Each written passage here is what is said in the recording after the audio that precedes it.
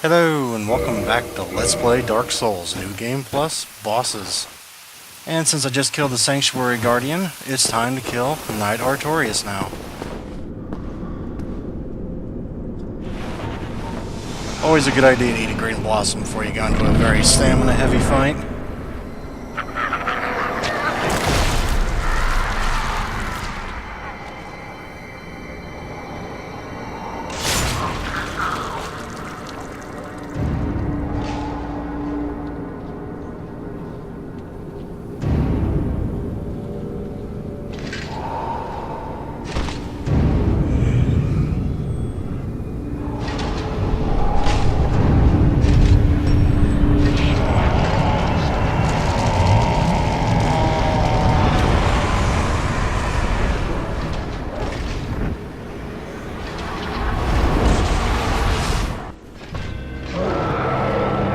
Knight Artorias may have a broken arm, guys, but do not underestimate him whatever you do.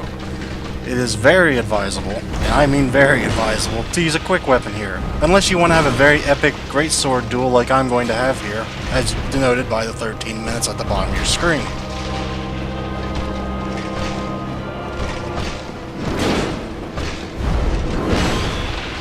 You guys will notice that I do have to learn his attack patterns again, because keep in mind I've only faced him solo 3 times ever, including this attempt. And this fight will reflect that.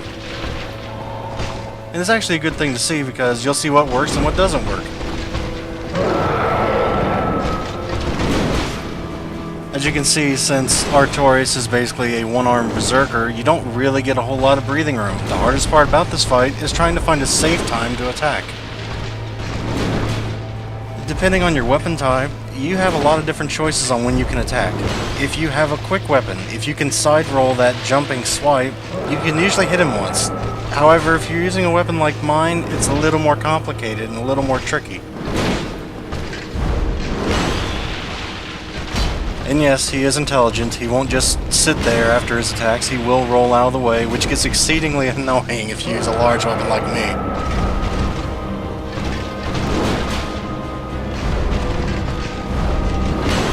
If you're just looking for a quick and easy way to kill him, I recommend a spear. No, not an unbuffed lightning spear. I've done that before. It's not exactly all it's cracked up to be. But a spear, nonetheless a good one, will make this fight very easy as long as you have a decent amount of stamina. But with a spear, you don't get the rush of fighting a giant hulking berserk person with a sword as big as yours. I mean, where's the fun in that? I'm joking, folks, to each their own, but in all seriousness though, you do not want to use this kind of weapon unless you want a challenge, because it's exactly what this is, and that's a vast understatement.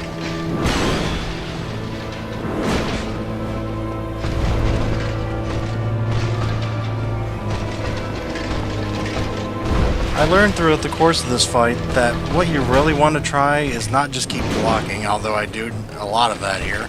You really want to try and learn the timing of his dodges, or basically you want to learn how to dodge him. Because the more you can dodge him, the more opportunities you can get to hit him. Of course, you got to be careful about when you hit him. Of course, dodging backwards when he does that sliding maneuver is not advisable. As you see there, that is not going to work.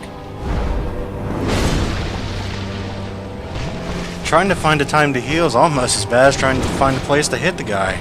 And the only real choices you have is either try and back up and try and bait the jump slash and try and roll out of the way, or basically it's up to your own decision making. There's no real right time.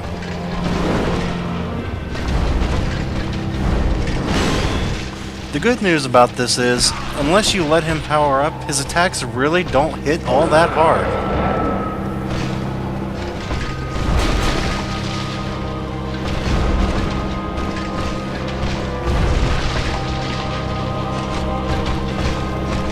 Now you may be thinking, oh, if I can get behind him, I can hit him, right? Well, not really. You can, but you better have a spear, because if you're not blocking when you're behind him usually, he'll just throw that poison right behind you or swirl around and slash you in the face.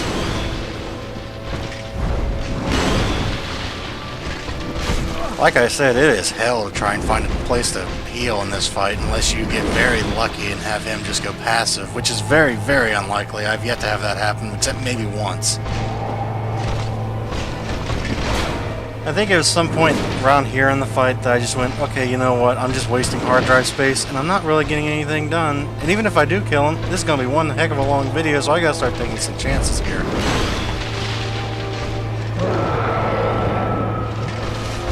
Of course, not all chances are good chances. But from what I've gathered, the best time to actually heal is to get far away from him, bait the large jump, and then roll out of the way. Make sure you're a good enough distance away from him so that you can't just turn around and swipe. Not like what I did here. I got very, very darn lucky there.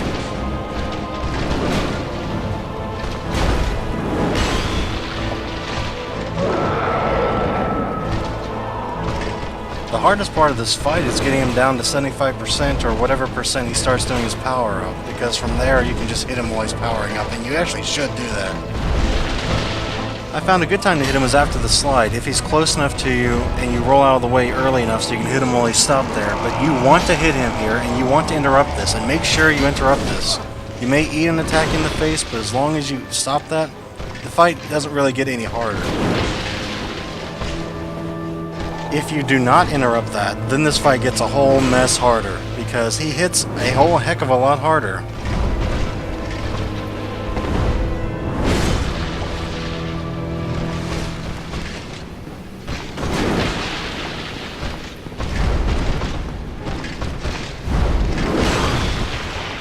I, to this point, don't even know what that was. I tried to figure out how I got hit by that, and I still haven't done it yet.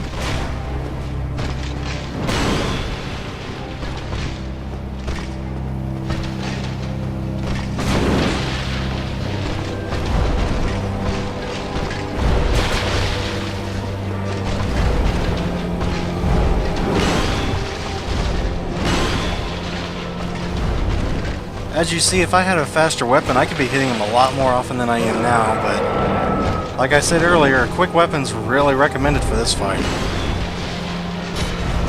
Well, that's what I get for trying to be fancy and attacking out of a roll, isn't it?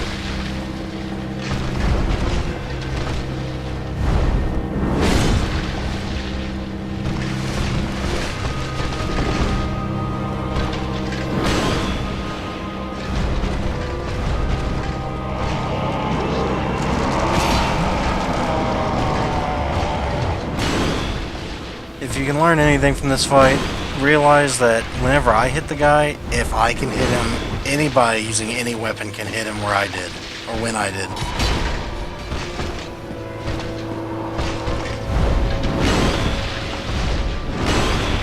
I'm actually quite proud of how I was dodging in this video. Not that I could ever recreate this. This is a once-in-a-lifetime fluke of me dodging.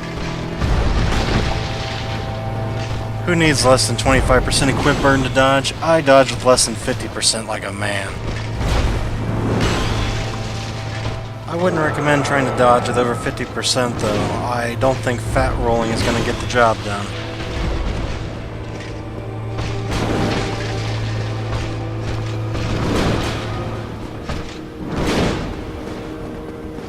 Not really a whole lot you can do with the wide sweeping horizontal arcs though, other than block.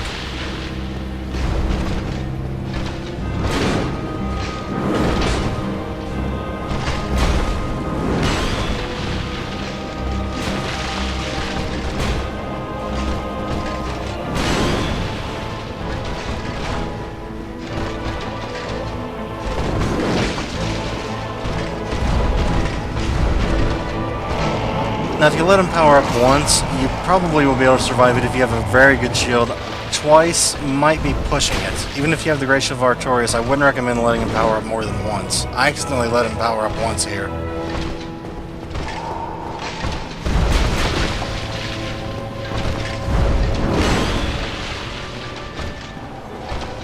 Of course, if you do try and dodge after he's powered up and you fail, you might be looking at a death. So be wary, and if you have a good shield, after he's powered up, I'd recommend blocking.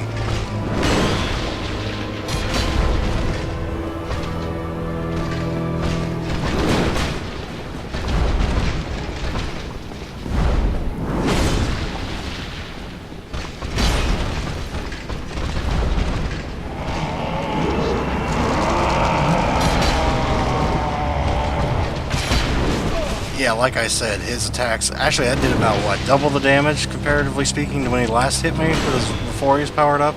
Yeah, he basically doubles his attack power, or there around anyway. And this is where the fight really starts to pick up in tempo, because I become emboldened, and I think I know his pattern here. Of course, becoming emboldened really doesn't do a whole heck of a lot unless you can land the finishing blow, which eluded me for quite some time.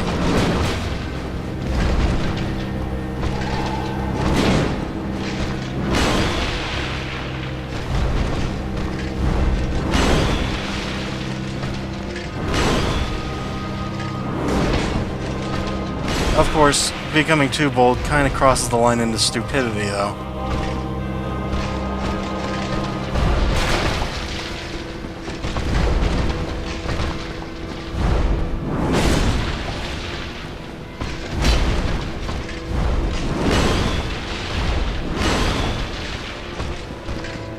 This is one of those fights in Dark Souls where the adrenaline's pumping, you're thinking, good God, this is an awesome fight, and if I die, I am going to be mad.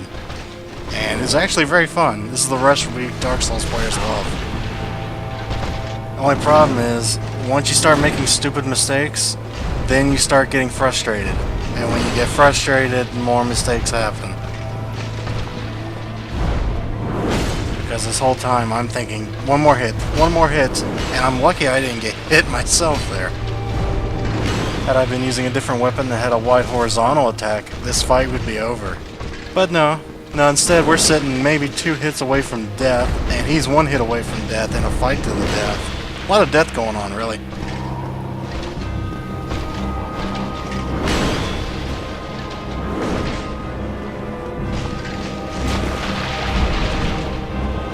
You ever reach that point in Dark Souls where you just start panicking? Yeah, this is me right now. Backing away, shield up. I've basically forgotten all I'd learned previously in the fight, and I'm just trying to find the time to heal right now. The consequences were not what I was hoping for.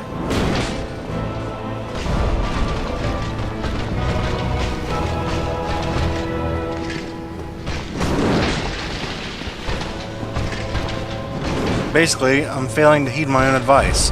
Panicking is your worst enemy in Dark Souls, because once you start panicking, you start being a little too cautious. And when you're a little too cautious, you're going to make a mistake eventually. We're all human.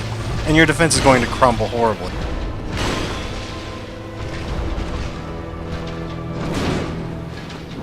Eventually, I just say, you know what? Screw it. I'm not healing. And what do you know? Lo and behold, opportunity came a-knocking.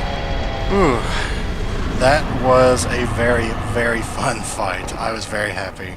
But anyway, guys, I hope this helps somebody learn his attack patterns and when you could attack. Even though it was so long, I apologize, but thank you, and goodbye, everyone.